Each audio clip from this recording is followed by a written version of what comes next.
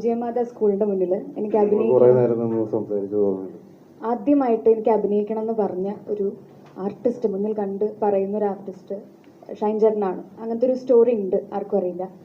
അപ്പോൾ എൻ്റെ മുന്നിൽ വന്ന് നിൽക്കുന്ന ഒരു ആദ്യത്തെ ഒരു ആർട്ടിസ്റ്റാണ്. ആൻഡ് യെസ്, അപ്പം അത് നമ്മൾ പേഴ്സണലി ഞങ്ങളൊരു ഇടവകക്കാരൊക്കെയാണ്. അപ്പോൾ നമുക്കത് ഒരു സ്പെഷ്യൽ ആയിരിക്കും. ആ പേഴ്സൺ എന്ന് പറയുന്നത് സ്പെഷ്യൽ ആയിരിക്കും. പിന്നെ പോകെ അദ്ദേഹത്തിൻ്റെ ഉയർച്ചകളും കാര്യങ്ങളൊക്കെ നമ്മളെ ഭയങ്കരമായിട്ട് ഒരു ആർട്ടിസ്റ്റ് എന്ന നിലയ്ക്കും മുന്നോട്ട് പോകുമ്പോൾ ഭയങ്കരമായിട്ട് ഇൻഫ്ലുവൻസ് ചെയ്തിട്ടുണ്ട്. ഞാൻ ഓരോ സ്റ്റേജിൽ മുന്നോട്ട് പോകുമ്പോഴും അത് ഇൻഫ്ലുവൻസ് ചെയ്തിട്ടുണ്ട്. അന്ന് അദ്ദേഹം ചെയ്ത അന്യം റസൂലൊക്കെ ചെയ്തിരിക്കുന്ന സമയമാണ് എൻ്റെ ഓർമ്മയിൽ എന്നോട് സംസാരിച്ചിട്ടുണ്ട് അത്. അപ്പം ആഫ്റ്റർ ദാറ്റ് കുറേ കാലങ്ങൾക്ക് ശേഷം പല ഇൻ്റർവ്യൂസൊക്കെ കാണുമ്പോഴും ഒരിത്തിരി ഒരു ഹൈപ്പർ പരിപാടി കാണുമ്പോഴും എന്നോട് ഞാൻ പലരുടെയും വാച്ച് ചെയ്യാറുണ്ട്. ഇപ്പോൾ ഐശ്വര്യലക്ഷ്മിയൊക്കെ പറഞ്ഞു കേട്ടിട്ടുണ്ട്, ഷൈൻ എന്ന് പറയുന്നത് ഇൻ പേഴ്സൺ അങ്ങനെയല്ല എന്നുള്ളൊരിതുണ്ട്. ഇപ്പം നമ്മൾ മൂവി ചെയ്യാൻ ഞാനൊരു തീരുമാനം എടുക്കുമ്പോഴും എനിക്ക് ആ ഒരു കുറേ കാലത്തിന് ശേഷം നമ്മളുടെ ഒരു നാട്ടുകാരൻ്റെ ഒപ്പം അല്ലെങ്കിൽ ഞാൻ അഡ്മയർ ചെയ്യുന്ന ഒരു ആർട്ടിസ്റ്റിൻ്റെ ഒപ്പം ഞാൻ ആ സ്പേസ് ചെയ്യുവാണ് എന്നുള്ളൊരു ഫീലിംഗ് എനിക്കുണ്ടായിരുന്നു. And we did it. അടിപൊളിയായിരുന്നു. ഒരു കാര്യത്തിൽ എനിക്ക് ഒരു തരത്തിലും ഇതുവരെയും ഒരു മാറ്റമില്ലാത്തൊരു കാര്യം, ഹിസാൻ അടിപൊളി പെർഫോമറാണ്. ഒരു വ്യക്തി എന്ന നിലയ്ക്ക് എനിക്ക് പേഴ്സണലി അറിയില്ല. പിന്നെ ഒരു സ്പേസിലുണ്ടായ ഒരു അനുഭവം എനിക്കത്ര ഞാൻ നോക്കിക്കണ്ട ഒരാളിൽ നിന്ന് വരുന്ന ഒരു ചെറിയൊരു മനഃപൂർവ്വം ആയിരിക്കില്ല മേ ബി, പക്ഷേ ഇറ്റ്സ് ഓക്കെ. ഇതൊക്കെ നമ്മൾ സംസാരിച്ച ഐസ് മീറ്റിംഗിലാണ് സംസാരിച്ചതാണ്. പക്ഷേ ഞാനത് എക്സ്പെക്ട് ചെയ്തില്ല. ഞാനും അങ്ങനെ എക്സെപ്റ്റ് ചെയ്തില്ല. ഓക്കെ, അപ്പോൾ അത് കേട്ടാവും. കാരണം നമ്മൾ ഓരോ നിമിഷവും മൂവിയിലും മാത്രമല്ല, ആളുകളെ എന്റർടൈൻ ചെയ്യിപ്പിക്കാനായിട്ടുള്ള ഫൺ രീതിയിലുള്ള സംസാരങ്ങൾ ചിലപ്പോൾ ലൂസ് ടോക്ക് പോലെ മറ്റുള്ളവരെ ഹേർട്ട് ചെയ്യുന്നത് നമ്മൾ പലപ്പോഴും അറിയാറില്ല. എല്ലാവരും ഒരേപോലെ ഇല്ലല്ലോ. ഇപ്പോൾ കാണുന്നതും അല്ലെങ്കിൽ ഒരു ആശയങ്ങളും ഒന്നും എല്ലാം വ്യത്യസ്തമാണ് എല്ലാവർക്കും. അപ്പോൾ അതിലുള്ള വ്യത്യസ്തത നമ്മൾ അല്ലെങ്കിൽ അതേപോലെ ഒരു കാര്യം കേൾക്കുമ്പോഴും 5 പേരും 5 രീതിയിലാണ് എടുക്കുന്നത്. എല്ലാവർക്കും അത് എൻജോയബിൾ ആയിരിക്കില്ല. അത് പലപ്പോഴും എനിക്ക് മനസ്സിലായിരുന്നില്ല. അങ്ങനെ എൻ്റെ ഭാഗത്ത് എന്തെങ്കിലും ഹേർട്ടായിട്ടുണ്ടെങ്കിൽ സോറി. എനിക്ക് പറയാനുള്ളത് ഇതൊക്കെ പേഴ്സണലി പറയേണ്ട കാര്യമാണ്. മീഡിയസിന് മുന്നിൽ ഇങ്ങനെ വന്നിരുന്ന് പറയേണ്ട കാര്യം എല്ലാം തോന്നുന്നു. അല്ല, ഇപ്പൊ നമ്മള് അങ്ങനെയാണെങ്കിൽ അല്ല അല്ല വിൻസി പറയട്ടെ. Let me conclude it if we both are okay. Let's conclude it. ഇത് ഇത്രയും ഒരു കോൺട്രവേഴ്സ്യൽ ആയിട്ടുള്ളൊരു വിഷയമായിരുന്നു. അപ്പം എനിക്ക് ഒരൊറ്റ കാര്യമുള്ളത് ഉണ്ടായിരുന്നത്, ഇപ്പം ക്യൂ സ്റ്റുഡിയോയിൽ തന്നെ ചേട്ടൻ പറയുന്നുണ്ട്, കാര്യങ്ങൾ അഡ്മിറ്റ് ചെയ്യുന്നുണ്ട്.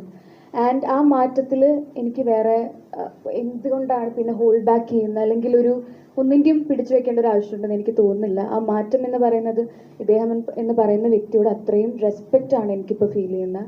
അത് ഞാനും അത്ര പെർഫെക്റ്റ് ആയിട്ടുള്ളൊരു പേഴ്സൺ ഒന്നുമല്ല, but I respect that. And എനിക്കത് അത്ര എനിക്ക് പറയാനുള്ളൂ. അല്ല, ഞാൻ വിചാരിക്കുന്നത് എപ്പോഴും മാറ്റം ഉണ്ടാവേണ്ടത് നമ്മളിലാണ്, എന്നിൽ നിന്നാണ്, അല്ലെങ്കിൽ നമ്മളിൽ നിന്നാണ് മാറ്റങ്ങൾ ഉണ്ടാവേണ്ടത്. നമ്മൾ ക്ലിയർ ചെയ്തിട്ട് എന്തെങ്കിലും മുന്നോട്ട് പോകാനുണ്ടെങ്കിൽ അത് ക്ലിയർ ചെയ്ത് മുന്നോട്ട് പോകാൻ നമുക്ക് അവസരം തന്നിട്ടുണ്ട് ഈ ജീവിതത്തിൽ. ആ അവസരം കിട്ടുന്ന സമയത്ത് നമ്മളത് ഉപയോഗിക്കുക.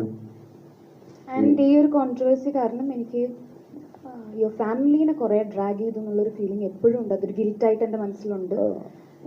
എനിക്കത് ഒരിക്കലും ടേക്ക് ബാക്ക് ചെയ്യാൻ പറ്റില്ല. ഗിൽറ്റ് എപ്പോഴും ഉണ്ടാവും.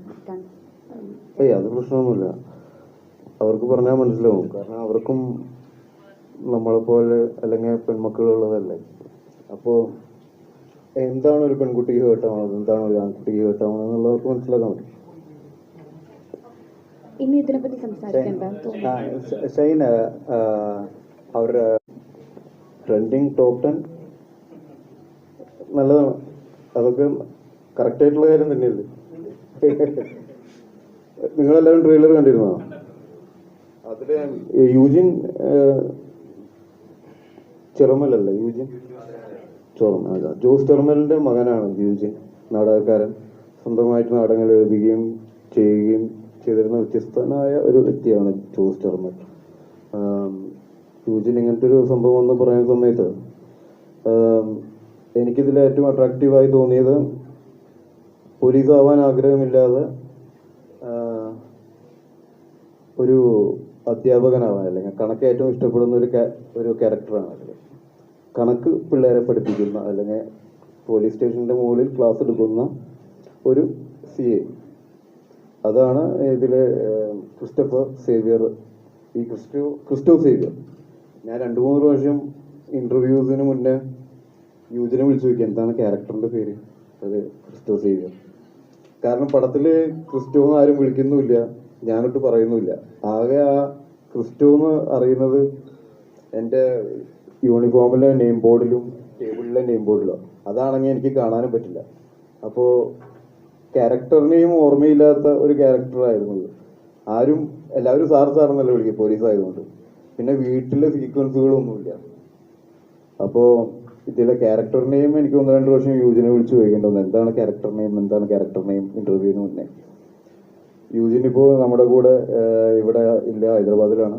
വൈകുന്നേരത്തോടെ ജോയിൻ ചെയ്യും. യൂജിൻ വളരെ കൺട്രോൾ ചെയ്തിട്ടാണ് എന്നെ അഭിനയിപ്പിച്ചിട്ടുള്ളത്. ഇപ്പോൾ വിൻസി പറയുന്ന പോലെ ഭയങ്കര ഹൈപ്പറായിട്ടുള്ളൊരു ആക്ടിവിറ്റിക്ക് ഉടമയായിരുന്നു ഞാൻ. അത് ആളുകളെ ഹേർട്ട് ചെയ്യാൻ വേണ്ടിയിട്ടല്ല, എൻ്റർടൈൻ ചെയ്യിപ്പിക്കാനായിട്ടും കൂടിയിട്ടായിരുന്നു.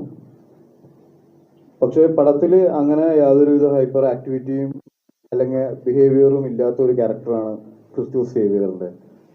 ഭയങ്കര മിതമായി സംസാരിക്കുകയും മിതമായിട്ടുള്ള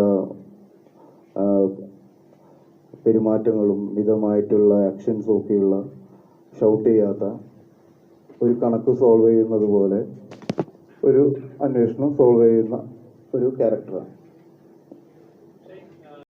ഏറ്റവും പുതിയ വാർത്തകളും വിശേഷങ്ങളും വിരൽ തുമ്പിലറിയാൻ സീ മലയാളം ന്യൂസ് എല്ലാ ഡിജിറ്റൽ പ്ലാറ്റ്ഫോമുകളിലും ലഭ്യം.